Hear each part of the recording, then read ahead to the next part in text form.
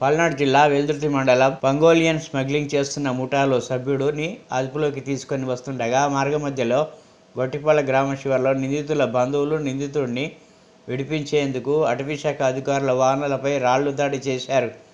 ఈ ఘటనలో wild life range officer Satyanarayana Reddy, beat officer Mahesh బాబుకు గాయాలయ్యాయి. గాయపడిన వారిని మాచర్ల ప్రభుత్వ ఆసుపత్రికి తరలించి చికిత్స అందిస్తున్నారు. ఈ ఘటనపై వెల్దుర్తి పోలీసులకు ఫిర్యాదు చేసిన అటవీశాఖ అధికారులు